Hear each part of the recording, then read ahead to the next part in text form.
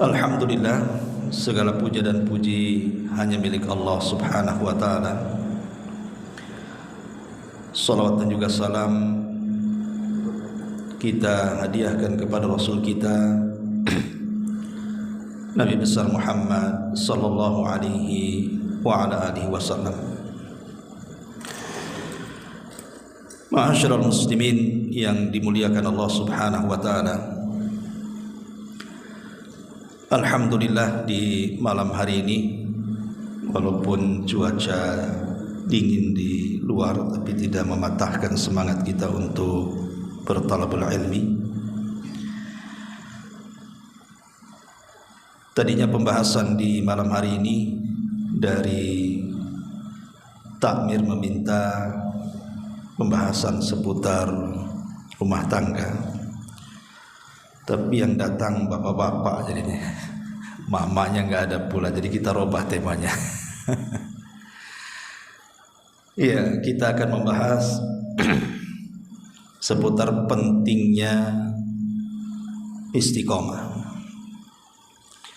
Istiqomah di dalam memegang agama sampai kematian menjemput kita. Di dalam Al-Quranul Karim, Allah Subhanahu wa ta'ala berfirman, innal ladzina qalu rabbuna Allah thumma istaqamu tatanazzalu alaihimul malaikatu alla takhafu wa la tahzanu wa abshiru bil jannati allati kuntum tu'adun. Allah Subhanahu wa ta'ala mengatakan, sesungguhnya orang-orang yang mengatakan Rabb kami Allah, kemudian mereka istiqomah dengan kata-kata itu. Artinya orang yang mengatakan Rabb kami Allah, orang-orang yang senantiasa melaksanakan perintah-perintah Allah, menjauhi larangan-larangan Allah, menikmati yang dihalalkan Allah, menjauhkan yang diharamkan Allah Azza wa Jalla, kemudian dia istiqamah dengan 4 perkara itu. Maka Allah Subhanahu wa ta'ala berjanji saat kematian kita, maka Allah Subhanahu wa ta'ala akan turunkan para malaikat menghibur kita, dan para malaikat akan mengatakan di telinga kita, berbahagialah, jangan sedih dan juga jangan susah hati, karena engkau sudah dijadikan surga oleh Allah Subhanahu wa ta'ala. Dari ayat ini kita dapat petik hikmah dan pelajaran bahwa orang yang senantiasa istiqamah di atas agamanya, maka hadiahnya adalah dia akan diwafatkan oleh Allah Azza wa Jalla dalam kondisi husnul khatimah. Ma'asyiral muslimin yang dimuliakan Allah Azza wa Jalla, ada beberapa kisah sebelum kita masuk tentang poin-poinnya, tentang bagaimana para ulama saat wafat, para ulama yang mengajarkan kepada kita betapa mulianya istiqomah itu. Dikisahkan dari Hasan Al-Basri rahimahullahu ta'ala, lamma hadarahul mautu, ketika beliau menjelang wafatnya, dakhala alaihi rijalun min ashabihi, teman-temannya datang. Dan Imam Hasan Al-Basri ini hidup di generasi kedua setelah para sahabat, yang disebut dengan generasi tabi'in. Dan Imam Hasan Al-Basri ini terkenal sebagai Sayyidut Tabi'in, pemimpinnya para tabi'in, dikenal keulamaannya. Bahkan ucapannya kalau bicara itu persis seperti Nabi, untayan-untayannya itu seperti sabda Nabi, saking indahnya. Jadi Hasan Al-Basri saat detik-detik wafatnya datang teman-temannya. Faqalu, teman-teman yang mengatakan, zawwidna minka kalimatin yanfa'una Allahu Azza wa Jalla bihinna ya imam. Wahai imam, sebelum kau mati, bisa enggak kau berikan arahan-arahan kepada kami, nasihat kepada kami dengan kalimat-kalimat, semoga Allah memberikan manfaat kepada kami dengan kalimatmu itu. Maka Hasan Al-Basri rahimahullahu ta'ala mengatakan, inni muzawwidukum thalatha kalimat, akan aku arahkan kepada kalian 3 kalimat. Ini orang mau mati tapi bisa sempat memberikan nasihat. Kalau kita lihat hari ini orang yang mau mati itu jangan lagi ngasih nasihat, ditalkin la ilaha illallah aja tak bunyi, ya kan? Tapi begitulah kematian para ulama. Sempat-sempatnya dia ngasih nasihat. Dia mengatakan, inni muzawwidukum thalatha kalimat, aku berikan bekal kepada kalian dengan 3 kalimat. Kemudian beliau mengatakan, yang pertama, ma nuhitum anhu min amrin fakunu min atrakin nasilah. Apapun yang dilarang kepada kalian, kalau Allah dan Rasulnya melarang kalian, jadilah kalian manusia yang paling meninggalkan larangan itu. Kalau sudah Allah larang, Rasul larang, jadilah manusia yang paling menjauh dari larangan itu. Kemudian yang kedua, wa ma amartum bihi min ma'rufin fakunu min a'malin nasibi. Dan apapun yang diperintahkan kepada kalian dari Allah dan Rasulnya, dari kebaikan-kebaikan, maka jadilah kalian orang yang paling mengamalkannya. Kemudian yang ketiga, wa'lamu anna khuttakum khutwatun lakum wa khutwatun alaikum. Ingatlah bahwa perjalananmu di dunia ini bisa menguntungkan dirimu atau bisa merugikan dirimu. Fangduru aina taghduna wa aina taruhun. Maka perhatikan dalam hidupmu kemana engkau pergi dan kemana engkau kembali. Artinya yang terakhir ini seolah-olah Al-Imam mengatakan, Hasan Al-Basri rahimahullahu ta'ala, ketika kita ini keluar rumah, entah mengarah kemana saja, perhatikan arah itu. Apakah ada pahala di situ ataukah ada dosa di situ? Maka carilah yang banyak pahalanya, tinggalkan yang banyak dosanya. Kemudian setelah dia menasihati 3 kalimat ini, wa kana yugma alaihi thumma yafiqu wa yaqulu sabran wa ihtisaban wa tasliman li amrillahi hatta qubid. Ketika selesai dia menasihati itu, tiba-tiba dia pingsan. Setelah pingsan dia sadar. Ketika sadar itulah dia mengatakan, ya Allah, semoga engkau berikan aku kesabaran, semoga engkau berikan pahala yang banyak kepadaku, dan semoga Allah berikan kepadaku kemudahan untuk berserah diri akan perintah Allah subhanahu wa ta'ala. Setelah dia bicara seperti itu, dia pun meninggal dunia. Lihat, begitulah bagaimana para ulama ketika meninggal dunia. Dikisahkan dari ulama yang lain. Thabit Al-Bunani rahimahullahu ta'ala yang wafat tahun 127 Hijriah. Qala ibnuhu Muhammad, berkata putranya Thabit Al-Bunani, ini namanya Muhammad, Zahabtu ulakkinu abi. Kata anaknya Muhammad ini, aku menemui ayahku. Dan Thabit Al-Bunani seorang ulama besar di zaman itu. Jadi kata Muhammad anaknya ini, aku pergi menuju ayahku yang sedang sakaratul maut itu, dan aku berusaha untuk mentalkinkan dengan kalimat la ilaha illallah. Dia mengatakan, ya abati qul la ilaha illallah, wahai ayahku, katakan tidak ada sembahan yang berhak disembah kecuali Allah. Tapi apa kata Thabit Al-Bunani? Dia mengatakan, ya bunai khalli anni fa inni fi wirdis sabi' ka'annahu yaqra'u wa nafsuhu takhruj. Dia mengatakan, ya bunayya, wahai anakku, tidak perlu kau talkinkan aku, katanya, karena sesungguhnya aku sedang membaca wiridku sendiri. Aku sedang membaca wirid, aku sedang membaca Al-Quran, aku sedang berzikir. Sambil dia bicara, tiba-tiba kemudian dia meninggal dunia. Jadi lihat bagaimana para ulama ketika diingatkan, dia ingat. Tapi kita lihat kematian di tengah-tengah kita lah orang-orang yang koma, orang-orang yang sedang sakaratul maut. Kadang-kadang orang yang mengaji banyak di situ pun kadang-kadang tidak tahu. Ditalkinkan pun tidak bergerak lisannya. Ini menunjukkan apa? Para ulama memberikan petunjuk kepada kita, beginilah orang-orang yang husnul khatimah. Kemudian juga dikisahkan oleh Abu Bakar ibn Ayyas, seorang ulama juga yang meninggal pada tahun 193 Hijriah.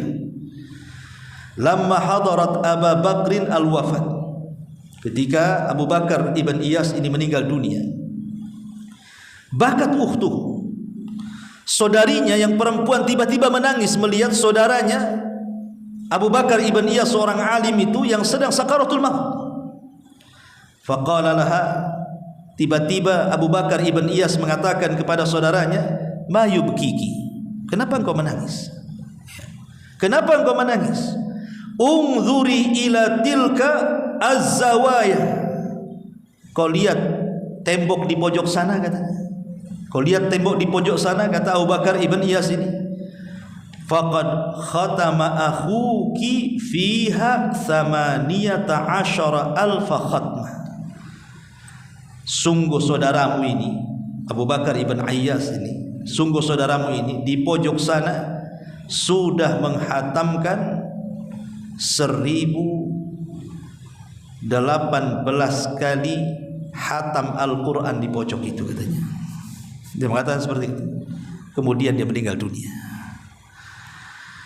Lihat bagaimana orang dulu, mereka menghadapi kematian itu dengan tenang, kan? Karena mereka menurut kacamata kita secara zahir, amal mereka sudah cukup, kan gitu. Udah ribuan kali mereka menghatamkan Al-Quran. Pertanyaannya, berapa kali kita menghatamkan Quran? Tiba-tiba kita menghayal ingin husnul khatimah, kan gitu. Ya kalau para ulama ya wajar seperti itu. Ya. Ma'asyiral muslimin yang dimuliakan Allah Azza wa Jalla. Kemudian juga dikisahkan oleh Abu Bakar ibn Habib yang meninggal pada tahun 530 Hijriah.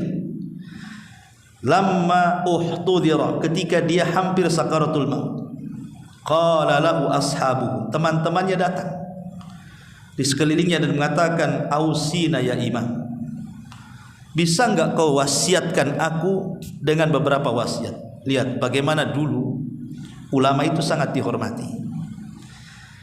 Mereka takut kalau seandainya mereka meninggal, karena Nabi mengatakan apa? Mautul alim musibatun la tujbar. Kematian seorang alim itu musibah yang tidak bisa digantikan. Kalau hari ini Pak Jokowi meninggal, wakilnya jadi presiden. Kalau hari ini Pak Rudi meninggal, wakilnya jadi wali kota. Kalau hari ini pengusaha meninggal, besok ada lagi yang lebih kaya. Itu dunia, bisa digantikan. Tapi seorang ulama kalau meninggal tidak ada gantinya. Itu Nabi yang ngomong, mautul alim musibatun la tujbar. Kematian orang alim itu musibah yang tidak digantikan. Imam Syafi'i meninggal, siapa penggantinya? Tidak ada. Imam Ahmad meninggal, siapa penggantinya? Tidak ada sekelas Imam Ahmad. Imam Abu Hanifah meninggal, Imam Malik meninggal, imam-imam besar lainnya meninggal. Siapa yang menggantikan? Ulama-ulama kita di negeri kita meninggal, siapa yang menggantikan? Yang menggantikannya lebih bodoh daripada ustaz-ustaznya, kan sebelumnya. Tapi kalau presiden boleh jadi mungkin yang setelahnya lebih baik atau mungkin lebih jelek, kan begitu. Makanya Rasul mengatakan mautul ali musibatun la tujbar itu. Makanya dulu ulama itu dihargai. Kalau sekarang tidak, ulama itu diobok-obok kalau sekarang ini. Gitu ya. Wah, dimacem-macemin sekarang ini. Yang bukan ulama aja sok jadi ulama sekarang ini. Yang ulama beneran tidak diulamakan, yang artis jadi ustaz itu pula diulamakan. Belajar tah di mana dia? Ma'asyiral muslimin yang dimuliakan Allah Azza wa Jalla. Makanya kalau ada kematian orang alim dulu itu, mereka takut ilmunya hilang. Maka cepat-cepat saat detik wafat ini ditanya tuh. Takut ilmunya hilang. Makanya mereka mengatakan kepada Abu Bakar ibn Habib ini, ya imam, ausina, jangan mati duluan, katanya. Berikan wasiat dulu kepada kami, katanya. Faqala, maka kata Abu Bakar ibn Habib, usikum bi thalathin, kuwasiatkan sebelum matiku 3 perkara. Pertama, bitaqwallahi azza wajal, bertakwalah kalian kepada Allah. Yang kedua, wa muraqabatuhu fi khalawat, ingatlah Allah di waktu kau sendirian. Karena betapa banyak orang-orang yang ketika bersendirian bermaksiat pula dia kepada Allah azza wajal. Dan itu dosa yang paling besar. Kalau orang bermaksiat saat bersendirian dengan Allah, bukannya berzikir malah bermaksiat, itu bisa menghapuskan pahala sebesar gunung Tihamah, kata Rasul. Karena nanti pada hari kiamat ada orang-orang yang membawa pahala sebesar gunung Tihamah, tiba-tiba dihancurkan gara-gara maksiat yang bersendirian kita dengan Allah azza wajalla. Dan sekarang maksiat yang bersendirian itu mudah. Kalau dulu maksiat yang bersendirian itu mungkin orang pacaran berdua di kuburan kan itu ya, atau di mana, nggak ada yang tahu kecuali dia dan Allah saja, dan ketiganya setannya lah di situ. Sekarang cukup dengan handphone saja bisa maksiat sendiri di kamar itu. Ya barho, ya kan, berita-berita nggak jelas, nonton film yang nggak layak ditonton, gambar-gambar. Sekarang bisa maksiat sendirian. Ma'asyiral muslim, makanya di sini dinasihati wa muraqabatuhu fil khalawat, ingat Allah saat bersendirian. Kemudian wahdharu masra'i hadza, dan ingat saat posisimu seperti aku ini, saat kalian seperti aku ini, kira-kira apa yang harus kalian siapkan. Jangan menunggu seperti aku sekarang ini. Artinya disuruh berbekal di sini. Wa tazawwadu fa inna khaira zadi taqwa, berbekalah kalian karena sebaik-baik bekallah taqwallahi azza wajalla, bertakwa kepada Allah azza wajalla. Kemudian juga dikisahkan dari ulama yang lain, namanya Abul Waqti Abdul Awwal, yang wafat pada tahun 553 Hijriah. Kana salihan katsiran dzikri. Abul Waqti ini orangnya saleh, banyak berzikir kepada Allah Subhanahu wa taala. Lamma uhtudira, ketika detik-detik wafatnya ini, kana akhiru kalimatin qalaha, akhir ucapan sebelum wafatnya dia mengatakan apa? Ya laita qaumi ya'lamun bima ghafara li rabbi wa ja'alani minal mukramin. Duhai kiranya kaumku tahu, duhai kiranya kaumku tahu bagaimana Allah sudah mengampuni dosaku dan telah menjadikan aku termasuk orang mulia di sisinya. Ayat ini menceritakan tentang siapa? Habibun Najjar. Jadi kalau ibu bapak baca surah Yasin, dalam surah Yasin itu ada kisah tentang Habibun Najjar. Jadi di zaman dulu, di zaman Bani Israel, ada satu perkampungan diutus oleh Allah Subhanahu wa taala 2 nabi. Tapi satu kampung tak mau beriman juga. Padahal 2 nabi diutus kepada kampung itu. Kemudian Allah mengatakan apa? Kami tambah 3, fa'ajazna bisalis, katanya. Kami tambah 3 lagi. Bayangkan, sudah 2 masih kurang juga, nggak ada yang beriman. Ditambah lagi sama Allah 3 nabi sekaligus satu desa. Tapi hidayah itu milik Allah. 3 nabi sekaligus diutus loh, nggak ada yang beriman. Dekilnya Bani Israel Yahudi itu. Akhirnya kemudian mereka justru malah mengancam nabinya. Rupanya ada orang yang beriman tapi dari negeri yang jauh, namanya Habibun Najjar. Langsung kemudian ketika 3 nyawa Nabi terancam, datang Habibun Najjar dari perbatasan kota itu, memperingati orang kampung itu dan mengatakan, kalian bersyukurlah sudah ada 3 nabi ini. Kok kalian tidak beriman? Jangan sakiti mereka, bahaya. Justru kemudian Habibun Najjar ditangkap. Habis ditangkap kemudian dipendam setengah badan, kemudian dirajam hidup-hidup sampai mati. Lah Habib bin Najjar ini saat mati dia baca ayat ini, diabadikan dalam Al-Quran. Ya laita qaumi ya'lamun bima ghafara li rabbi wa ja'alani minal mukramin. Karena saat dia meninggal, dia digambarkan dia berada di surga. Makanya dia mengatakan, duhai kiranya kaumku tahu Allah sudah mengampuni dosa-dosaku dan telah menjadikan aku termasuk orang mulia. Ya tapi kan tidak mungkin kedengaran, orang sudah mati. Ya, dia hanya ngomong untuk dirinya sendiri saja. Makanya kemudian ayat ini pula yang dibaca oleh Abul Waqti Abdul Awal ketika meninggal dunia. Makanya terkadang tanda-tanda husnul khatimah itu diakhiri dengan baca Quran. Ada seorang syekh bercerita, jadi di Riyadh di Arab Saudi sana ada anak muda itu kecintaannya kepada Quran luar biasa, luar biasa. Dalam bus dia baca Quran, dalam pesawat dia baca Quran, ketika di mobil dia baca Quran, ketika di halte dia baca Quran. Pokoknya di mana saja dia tidak lepas daripada Quran saku dan dia baca terus tanpa ada perasaan malu. Coba kalau anak-anak muda zaman sekarang naik kereta, keluarkan Quran kemudian baca, di sampingnya ada gadis cantik, tak jadi itu. Ya kan? Malu. Jangankan baca Quran, waktunya sholat pun tak mau sholat dia. Coba bayangkan. Zaman sekarang ini seperti itu karena tidak ada iman lagi sudah. Allah takdirkan anak muda ini berada di dalam mobil, rupanya mobilnya kecelakaan, tabrakan. Ya. Semua mati di tempat. Anak muda ini pula sekarat. Akhirnya kemudian anak muda ini diselamatkan, dibawa ke mustasfa, ke rumah sakit. Sepanjang jalan dia terus membaca Al-Quran. Ketika kemudian dia sudah terbaring di ruang ICU, kemudian gurunya datang, seorang syekh itu berusaha mentalkin, tapi dia terus membaca suratul Najm. Wan najmi idza hawa ma dhalla sahibukum wa ma ghawa wa ma yantiqu anil hawa in huwa illa wahyun yuha. Diulang-ulang ayat ini dan dia mati di ujung ayat wa ma yantiqu anil hawa in huwa illa wahyun yuha.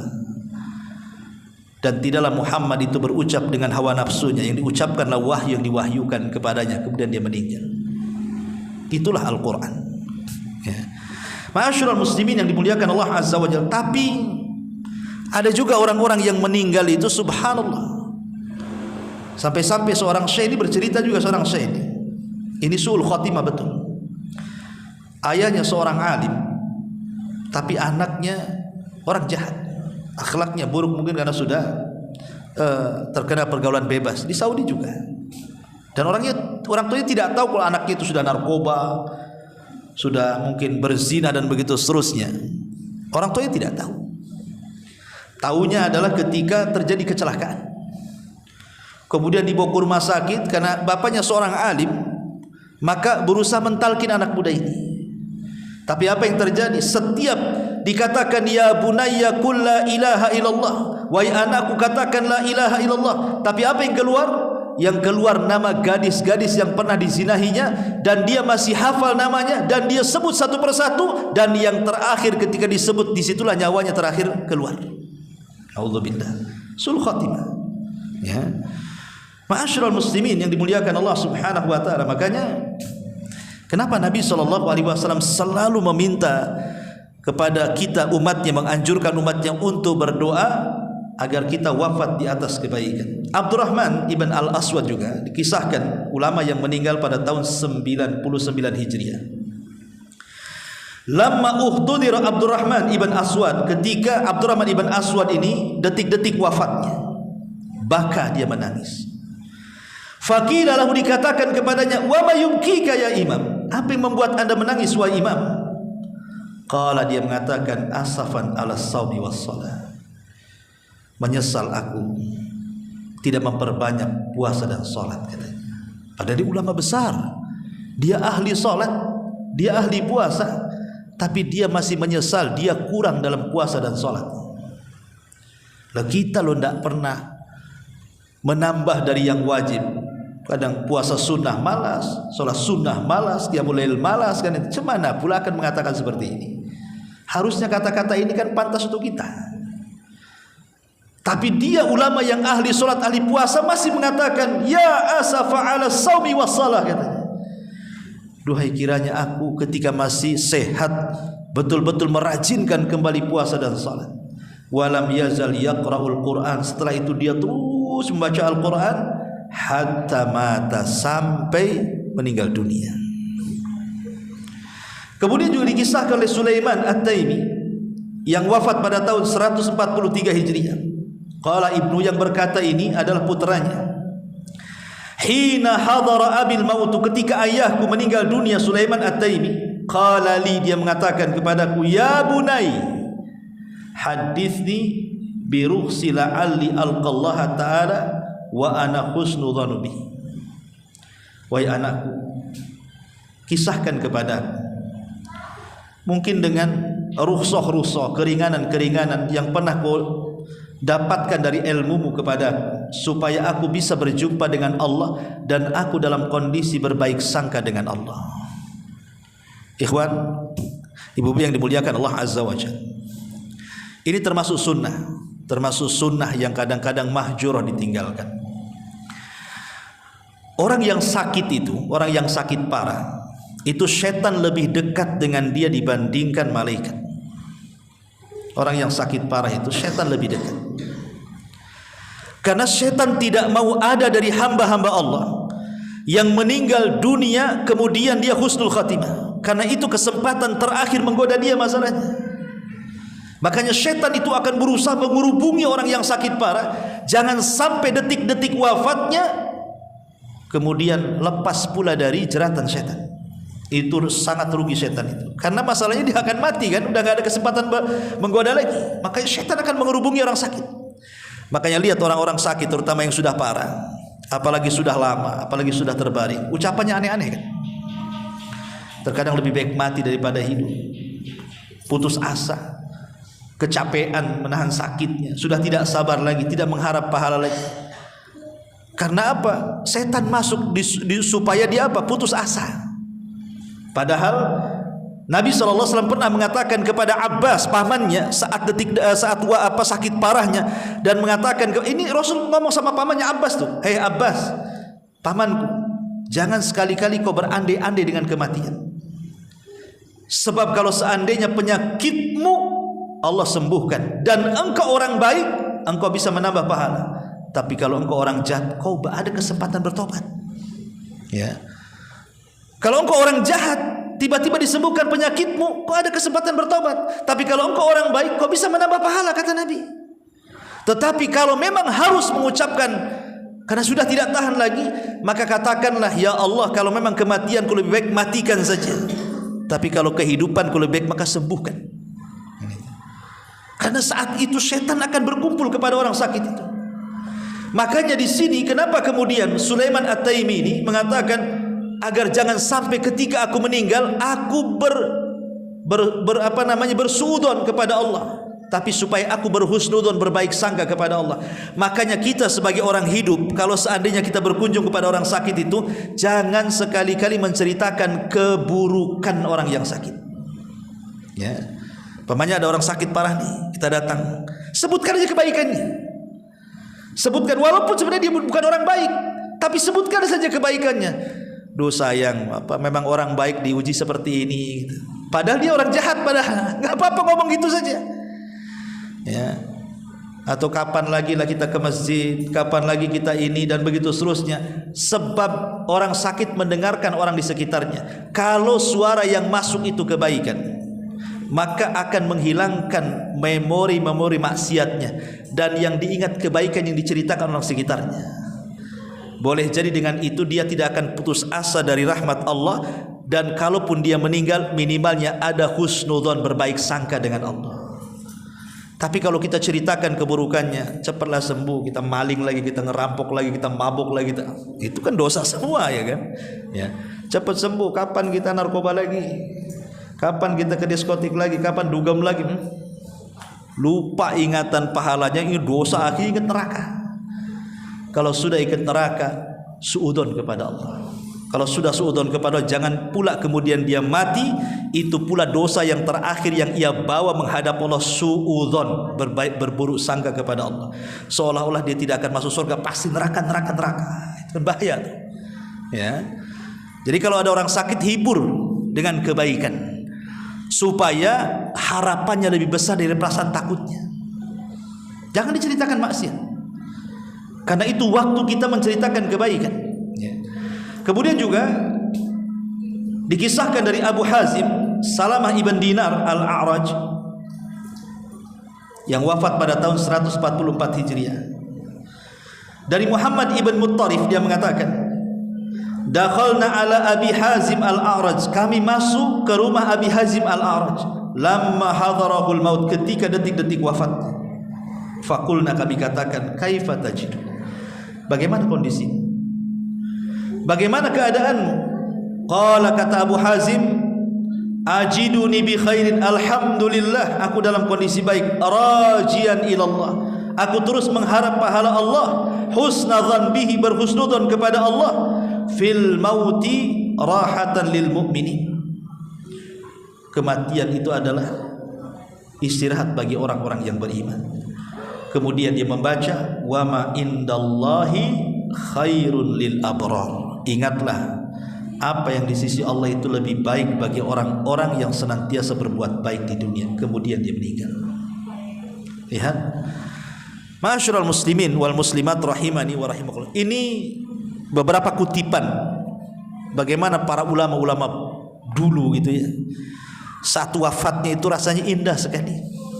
Ada yang membaca Quran kemudian meninggal, ada yang sedang menasihati kemudian dia meninggal, ada yang sedang berzikir kemudian dia meninggal, ada yang sedang membaca la ilaha illallah kemudian dia meninggal.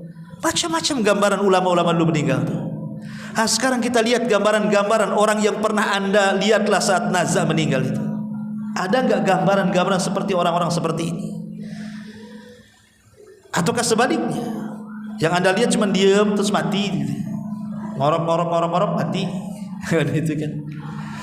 Lah dari sini kenapa pentingnya kita ini istiqomah. Makanya saat wafatnya Nabi SAW, semua para sahabat tidak yakin bahwa Rasul meninggal. Umar sampai sesumbar dan mengatakan, siapa yang mengatakan Muhammad sudah mati, ku penggal lehernya. Dia itu hanya sedang pergi 40 hari saja, nanti dihidup lagi dan akan mematahkan tangan dan kaki orang munafik itu. Saking gak percayanya Nabi itu wafat. Ali tidak bisa bangun kayak orang gila. Utsman lemas langsung. Semua para sahabat tidak sanggup bangkit karena gak yakin Nabi meninggal, kecuali Abu Bakar. Abu Bakar Siddiq radhiyallahu an tiba-tiba datang karena dia tidak tahu kalau Rasul meninggal. Dia dihabari Rasul meninggal. Kemudian dia datang dengan berusaha tenang, masuk ke kamar Aisyah radhiyallahu anha, putrinya. Kemudian disingkaplah wajah Rasul yang ditutupi kain, kemudian dicium keningnya dan mengatakan, tibta anta hayyan wa mayyitan ya Rasulullah, sungguh indah jasadmu baik ketika hidup ataupun ketika mati wahai Rasul. Kemudian ditutup. Kemudian Abu Bakar keluar langsung berkhutbah. Ini Umar sedang sesumber bawa pedang. Siapa yang mengatakan Muhammad mati, ku penggal lehernya. Kata Abu Bakar, uskut ya Umar, diam, duduk, suruh duduk ya. Tapi Umar tak mau duduk juga. Akhirnya Abu Bakar gak peduli dengan Umar, naik dia ke atas mimbar. Kemudian dia mengatakan di hadapan umat Rasul dan mengatakan, man kana minkum ya'budu Muhammadan fa inna Muhammadan qad mat. Siapa di antara kalian yang masih menyembah Muhammad, lihat Muhammad sudah mati. Wa man kana ya'budullaha fa innallaha hayyun la yamut. Tapi siapa di antara kalian yang masih menyembah Allah, Allah zat yang tetap hidup dan tidak akan mati. Barulah kata para sahabat, setelah Abu Bakar mengingatkan kami, apalagi kemudian membacakan ayat wa ma Muhammadun illa rasulun qad khalat min qablihi rusul afa imitta aw qutilan qalabtum ala aqabikum wa man yanqalibu ala akibaihi falan yadurrallaha syai'a wa sayazillahu syakirin. Tidaklah Muhammad itu sama dengan rasul-rasul sebelumnya. Apakah kalau dia mati atau terbunuh kalian akan murtad lagi? Siapa yang murtad ke belakang kalian tidak memadaratkan Allah sama sekali, karena Allah hanya membalas orang-orang yang bersyukur saja. Sahabat mengatakan, ketika Abu Bakar mengingatkan kami dengan ayat itu, baru kami sadar Nabi itu sudah meninggal. Tapi lihat bagaimana Abu Bakar Siddiq radhiyallahu memberikan kesemangatan apa? Untuk istiqomah. Ini wasiat istiqomah Abu Bakar. Yang kalian sembah itu bukan Muhammad, yang kalian sembah itu Allah. Ubudullah hatta ya'tiyakal yakin. Sembahlah Allah sampai mati. Karena Rasul-Rasul Muhammad ini sama dengan Rasul yang lainnya, sama dengan Musa sudah meninggal, sama dengan Isa diangkat ke langit, sama dengan yang lainnya juga meninggal. Semua kita akan meninggal. Tetapi namanya beribadah itu tetap kita harus terus tidak boleh terputus kepada Allah Subhanahu wa taala. Itu namanya istiqomah. Abu Bakar mengingatkan soal istiqomah ini. Karena di zaman sekarang ikhwatu fiddin muliakan Allah azza wajalla, ini zaman fitnah. Syubhat dan syahwat itu sudah merajalela di tengah kita ini. Apa itu syubhat? Syubhat ini kerancauan dalam beragama. Coba sekarang lihat di media-media sosial itu, macam-macam ajaran ada di situ. Karena apalagi di negeri kita ini, ikhwan, orang Arab mengistilahkan apa? Likul lisakitin lakit. Setiap yang jatuh pasti ada yang mengut. Maknanya ajaran apapun, sesesat apapun ada pengikutnya tuh di negeri kita. Yang ngaku Imam Mahdi ada juga pengikutnya. Imam Mahdi laki-laki, Indonesia perempuan pula ngaku Imam Mahdi. Dia Aiden tuh. Ya. Yang ngaku Tuhan pun ada pengikutnya. Ya mungkin pengikutnya di dunia medsos mungkin itu ada nge-like juga kan gitu ya. Macam-macam, yang enggak sholat aja ada pengikutnya. Na'udzubillah di negeri kita ini. Ini penyakit syubhat namanya.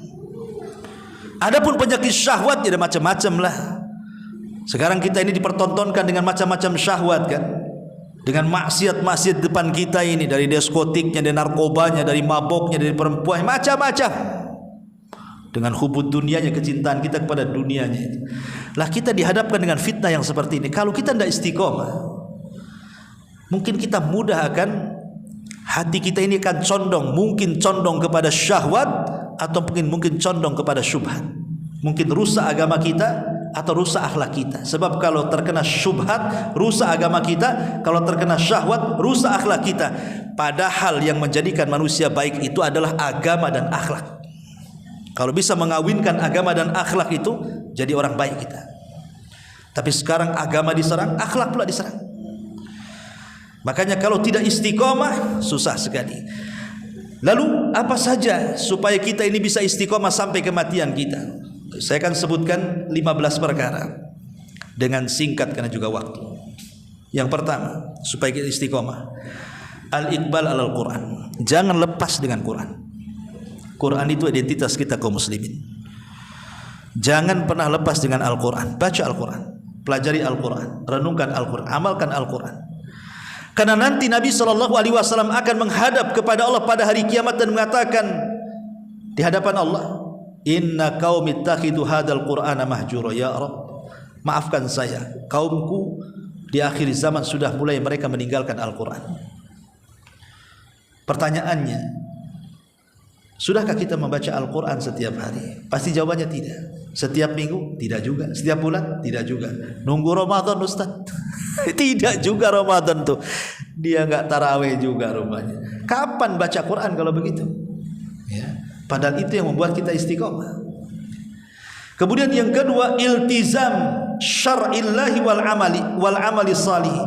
Berusaha untuk iltizam, mengokohkan diri untuk berpegang dengan syariat Allah dan berusaha untuk beramal saleh. Kalau seandainya kita diberikan oleh Allah kekuatan, ikhwatu fiddin yang dimuliakan Allah azza wa jalla, ibu-ibu dan bapak-bapak juga, cobalah setiap hari itu ada amalan yang kita amalkan. Amalan apa saja lah selain yang diwajibkan. Entah berupa zikir, entah berupa baca Quran, entah berupa menolong orang, entah berupa silaturahim, terserah. Kan amal soleh kan banyak, tapi minimalnya setiap hari ada. Makanya ketika Rasul mengumpulkan para sahabat, apa kata Rasulullah? Siapa di antara kalian yang puasa? Tidak ada yang jawab. Abu Bakar mengatakan saya. Siapa di antara kalian yang hari ini mengunjungi orang sakit? Tidak ada yang menjawab. Kata Abu Bakar saya. Siapa di antara kalian yang memberi makan fakir miskin? Tidak ada yang jawab. Kata Abu Bakar saya.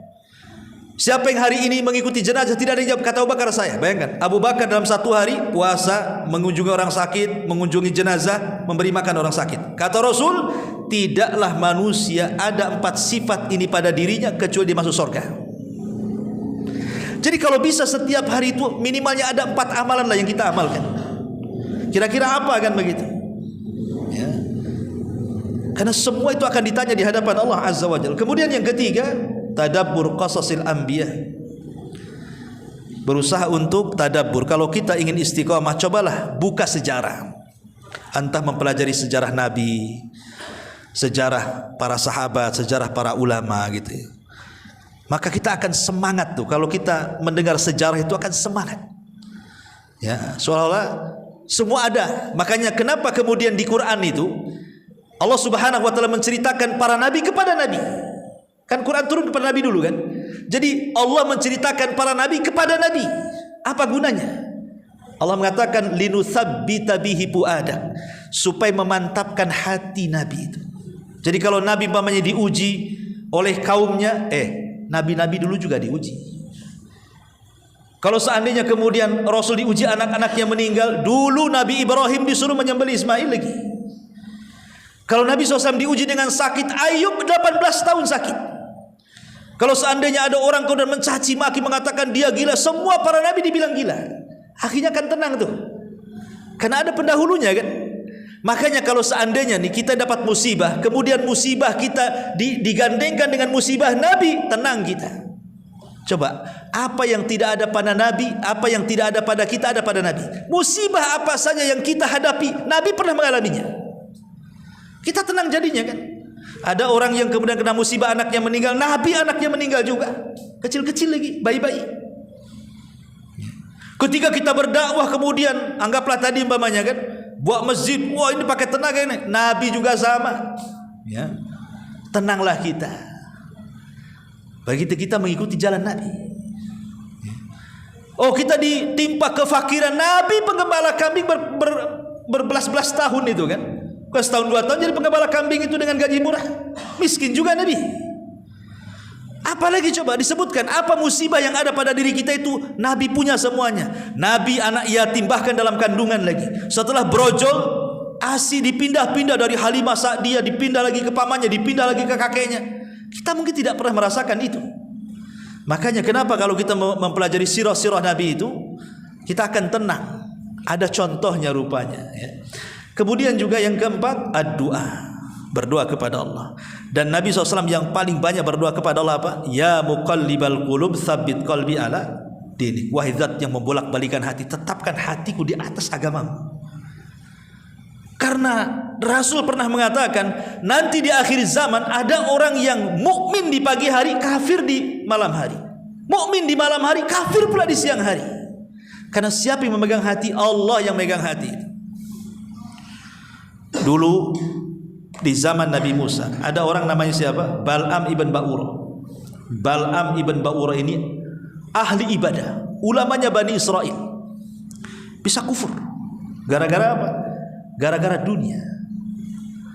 Ditawari jabatan, ditawari harta, kufur dia. Padahal ulama Bani Israel sampai Allah Subhanahu wa taala gambarkan kekufurannya itu, sampai Allah mengatakan fansalakha fakana minal ghawin fa'atbahu syaitan lagi katanya. Dia seperti ular yang mengganti baju.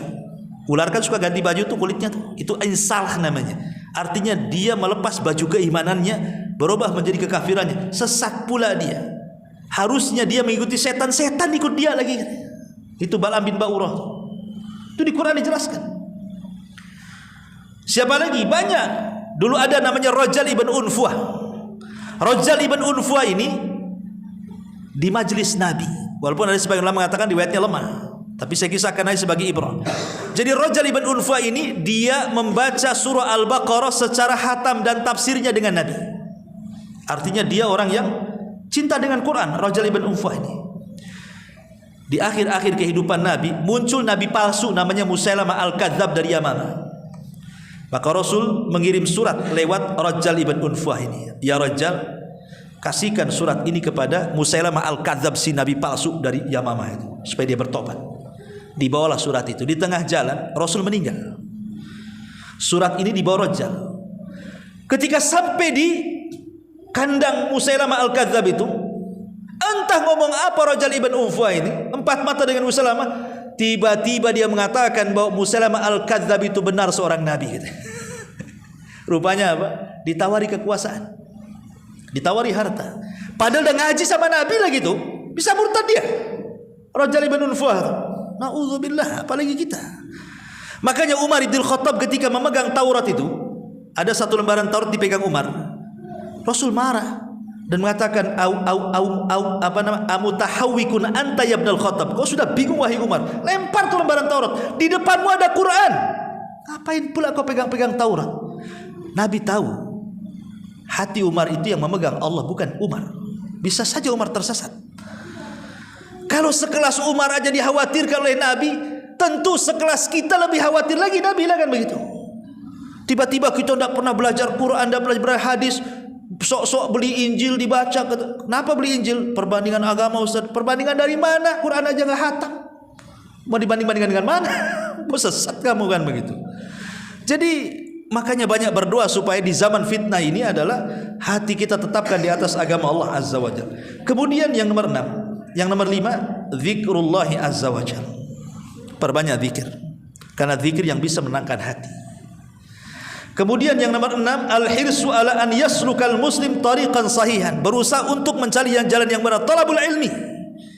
Kalau kita ingin istiqomah, rajin-rajin hadir di majelis taklim. Orang yang jarang hadir di majelis taklim itu mudah futur orang itu. Siapa yang akan memberi nasihat kepada orang kalau tidak hadir di majelis taklim? Karena ilmu itu hanya akan dapat di majelis taklim. Anda bisa mungkin belajar lewat YouTube, lewat televisi, tapi Anda tidak beradab di situ. Kadang-kadang sambil tidur tengok YouTube, sambil makan tengok YouTube, kadang-kadang nggak pakai baju lagi. Nah, coba kalau antum hadir di majelis taklim, ada yang berani pegang bawa makan, buka baju, tidur. Mungkin ustadznya yang pulang, ngapain pula ngajari orang kayak gini? Ya. Karena kalau sudah di majelis taklim pasti ada adabnya, ada malu sedikit lagi gitu. Karena ada malaikat di situ, makanya pasti dapat ilmu. Walaupun seandainya ilmu itu diulang-ulang, minimalnya pulang sudah tak ada dosa lah. Kita ini sudah banyak dosa, susah pula hadir di majelis taklim, istighfar pun tidak. Minimalnya kalau sudah susah istighfar, hadir aja di majelis taklim, pulang itu dosanya sudah hilang. Kata Nabi, qumu maghfuran lakum, pergi kalian, dosa-dosa kan sudah diampuni. Ya. Walaupun yang ngantuk Ustaz, ya walaupun yang ngantuk, insyaallah. Insyaallah, mudah-mudahan nggak ngantuk aja lah ya. Kemudian yang nomor 7, at-tarbiyah, berusaha untuk tarbiyah. Mentarbiyah itu membiasakan, melatih diri, jangan malas gitu maksudnya ya. Karena perasaan malas ini, makanya Rasul berdoa. Ada satu doa menarik itu ketika Rasul, entah siapa yang melangkahkan kaki Rasul, tahu-tahu ke masjid aja Rasul itu. Rupanya di masjid itu ada Abu Umamah Al-Ansari, lagi bingung, stres. Kata Rasul, "Hei Abu Umamah, ngapain kau di sini? Ini kan bukan waktu sholat, karena waktu itu di waktu duha. Waktu duha orang kerja. Ngapain kau di masjid?" katanya. Apa kata Abu Umamah? "Humumun lazimatni ya Rasulullah. Humumun lazimatni wa duyunun ya Rasul." Bingung, stres, banyak hutang wahai Rasul. Rupanya ada juga sahabat yang stres hutang. Bukan kita aja, sahabat pun ada yang berhutang, stres dengan hutangnya. Karena hutang itu, apa kata istilahnya para ulama itu? Stres di malam hari, hilang di siang hari. Nah, itulah. Orang yang punya utang itu cuma 2. Kalau malamnya stres, siangnya hilang. Takut ada debt collector. Hilang tak kemana. Tadi siang datang lagi, stres lagi itu. Makanya jangan suka utang. Jadi kata Nabi SAW, "Ya Aba Umamah, maukah ku ajarkan kepadamu beberapa kalimat? Kalau kau baca, ku yakin nih, stresmu hilang, hutangmu terlunasi," katanya. Wah, kata Abu Umamah, mau saya itu Rasul. Apa tuh kalimat tuh? Katanya. Maka Nabi SAW mengajarkan, katakan ya Aba Umamah setiap pagi dan petang, Allahumma inni a'udzubika minal hammi wal hazan. Minal hammi wal hazan, wal ajzi wal kasal, wal jubni wal bukhli, wa wa ghalabatid daini wa qahrir rijal. 8 kalimat diajarkan Nabi. Ya Allah, saya berlindung kepada minal hammi wal hazan. Ham artinya bingung, hazan artinya sedih. Bingung menghadapi perkara yang dihadapi dan yang akan datang, sedih karena menghadapi yang sudah berlalu. Itu artinya. Ya, kalau yang berlalu kan sedih kita kan namanya. Kita dulu pernah kaya jadi miskin, sedih. Dulu masih jadi polisi, sudah purnawirawan, sedih kan itu. Udah pensiun sedih kan itu. Tapi kalau bingung ini sesuatu yang akan dihadapi, besok mau makan apa, besok mau usaha apa, itu namanya bingung tuh. Ya. Kita berlindung dari dua-duanya, dari bingung dan dari sedih. Kemudian minal ajzi wal kasal. Kita berlindung kepada Allah dari kelemahan dan kemalasan. Ini 2 penyakit bahaya ini. Lemah, malas, bahaya. Apa bedanya? Kalau malas dengan ajzi, dengan lemah itu. Kalau lemah itu orang pengen sholat, dia kepengen, Tapi karena sakit stroke nggak bisa ke masjid, itu namanya lemah. Pengen ke masjid tapi lemah, nggak bisa datang. Malas bahaya, ya. Ada panggilan azan, dia bisa jalan tapi tak mau jalan, itu namanya lemah. Apa namanya? Malas tuh namanya. Kan beda kan? Kalau malas itu bisa jalan tak mau jalan. Tapi kalau lemah gimana pula namanya lemah? Dua-duanya kita berlindung kepada Allah. Dua-duanya kita berlindung kepada Allah. Makanya kita berlindung dari kemalasan. Karena malas ini penyakit apa yang dilakukan orang malas? Coba tidur. Dunia saja tidak mungkin dicapai, dia apalagi agama. Orang malas itu duduk aja ngerokok sana sini. Kayak orang stres orang malas itu. Kita berlindung dari dua-duanya itu, malas sama al-azz. Ya, sama kelemahan. Kemudian minal jubni wal kasal. Minal jubni wal bukhli. Kita berlindung dari kebakhilan dan kepengecutan. Orang bakhil ini bahaya sekali. Kemudian juga pengecut. Orang pengecut ini takut. Jangankan lagi mau usaha, mau lewat di tempat yang ada kuburannya tak jadi. Nanti kalau sudah sampai tuh digas motornya 100 tuh. Bisa nabrak-nabrak itu. Itulah orang-orang penakut tuh kayak gitu. Tergesa-gesa. Dan yang terakhir, berlindung dari terkalahkan oleh hutang ataupun jasa orang. Kadang-kadang orang kalau sudah banyak jasa kepada kita, kemudian kita disuruh tegur, bisa nggak kau nasihati si An? Nggak bisa saya. Kenapa? Jasanya banyak sama saya. Nggak bisa menyampaikan kebenaran jadinya kan. Maka kita berlindung dari dua-duanya tuh.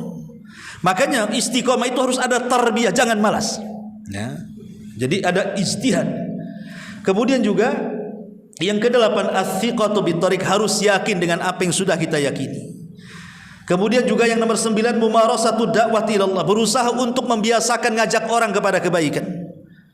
Walaupun kita belum baik 100%, ajak manusia kepada kebaikan. Kalau maling, ketemu maling, kemudian maling tidak mengatakan jangan maling, dua-duanya maling sampai kiamat.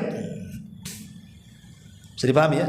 Tapi kalau maling bilang, jangan maling, boleh jadi salah satunya tobat.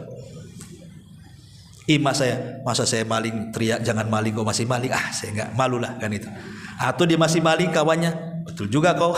Akhirnya kan, kalau kita memberikan nasihat, tunggu kita baik 100%, enggak akan bisa memberikan nasihat.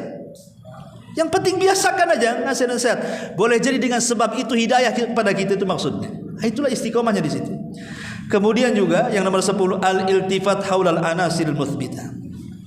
Berusaha untuk mengambil anasir, maksudnya poin-poin terpenting dalam hidup itu. Ibadah itu banyak, tapi ambillah yang paling penting dengan itu. Entah wajibnya dulu. Ya, kita biasakan yang wajib dulu. Ini aneh. Orang tidak pernah sholat wajib. Orang tidak pernah sama sekali sholat, tapi kalau masuk Ramadan, puasa pula dia. Puasa tuh. Nanti kalau dekat-dekat mau buka puasa tuh, sempat-sempatnya dia tanya korma. Mana korma? Kok kata dibeli bu? Kenapa korma? Itu sunnah Nabi katanya. Loh, kalau sunnah ingat dia. Sholat yang wajib tak ingat. Tarawih dia tarawih, duhur pula tidak. Ini kan kurang ajar. Yang wajib kemana, yang sunnah kemana kan? Aduh, otaknya udah error. Kemudian juga yang nomor 11, as-siqatu binasrillah wa annal mustaqbalil Islam. Ingat, pertolongan itu datang dari Allah. Terkadang orang itu berpikir seperti ini. Kan di Quran itu kan sudah jelas ya. Orang-orang yang beriman itu kan janji-janji Allah banyak sekali akan diberikan kepada orang-orang beriman. Contoh, Allah mengatakan innallaha yudafi'u 'anil ladzina amanu. Allah itu akan menolong, akan membela orang-orang yang beriman. Kemudian Allah mengatakan wa kana haqqan 'alaina nasrul mu'minin. Kewajiban bagi kami menolong orang-orang yang beriman. Dan Allah mengatakan man 'amila salihan min dzakarin aw untha wa huwa mu'minun falanuhyiyannahu hayatan thayyibah. Barang siapa yang beramal saleh dari laki-laki dan perempuan dan dia beriman, kami akan berikan kehidupan yang layak untuk dia. Bahkan Allah mengatakan wa'adallahu alladhina amanu wa amilus shalihat la yastakhlifannakum fil ardi. Allah sudah janjikan kepada orang yang beriman dan beramal saleh akan diberikan kekuasaan di permukaan bumi. Lihat, orang yang beriman pertama dibela Allah, ditolong Allah, diberikan kehidupan yang layak Allah, bahkan diberikan kekuasaan lagi oleh Allah. Pertanyaannya, Ustadz, rasa-rasanya saya sudah beriman, tapi mana pertolongan Allah katanya? Kok saya gini-gini saja hidupnya, ngontrak-ngontrak saja hidupnya, usahanya tidak pernah jalan-jalan. Saya sudah sholat kok, sudah puasa, sudah ngaji. Apa betul yang berkuasa sekarang di dunia umat Islam? Rasa-rasanya saya sudah beriman, Ustaz. Manalah pertolongan Allah itu? Katanya janjinya banyak. Dia tidak sadar bahasa dia. Dia kan baru rasanya tuh. Anda ini beriman baru rasanya. Supermi rasa ayam. Ada ayamnya di situ? Kan baru rasanya saja, tak ada ayamnya di situ. Jadi kalau baru rasanya belum ada imannya, percuma saja. Karena iman tidak bisa dirasa. Iman itu diaplikasikan lewat keyakinan, kemudian lewat lisan, kemudian lewat perbuatan. Kalau hanya ngomong gitu saja tidak bisa. Jadi makanya harus betul-betul thiqah, yakin dengan pertolongan Allah. Kemudian yang nomor 12, ijtima al-akhlaq al-muayyanati ala tsabat. Berusaha untuk berakhlak, perbaiki akhlak kita, mulai tutur kata, perbuatan, baik akhlak dengan diri sendiri, akhlak dengan anak, dengan keluarga, dengan orang tua, dengan tetangga. Berusahalah dirobahkan begitu. Karena itu yang bisa mengantarkan kepada istiqomah. Termasuk juga wasiatus salihin. Datang kepada orang-orang saleh, datang kepada ustadz, kiai, ajengan, tuan guru, minta nasihat mereka. Ya, fala tuzakku anfusakum, jangan merasa bersih diri sendiri. Ya, kita ini rohani kita perlu disiram.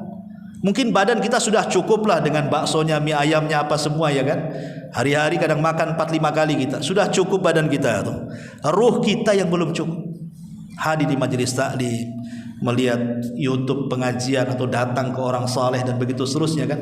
Karena itu yang bisa memantapkan sebenarnya. Kalau tidak dilakukan maka kita akan futur. Kemudian juga zikrul maut, ingat kematian. Karena kalau ingat kematian itu, itulah yang akan menghancurkan semua kenikmatan kita. Dan yang terakhir, ta'ammul fi na'imil jannati wa adzabin nar. Kita senantiasa berfikir tentang indahnya sorga, kemudian juga azabnya neraka yang sudah saya jelaskan pada minggu yang lalu. Kalau kita sudah tahu nikmatnya sorga, pedihnya neraka, tentu kita tidak mau masuk neraka dan pasti kita masuk sorga.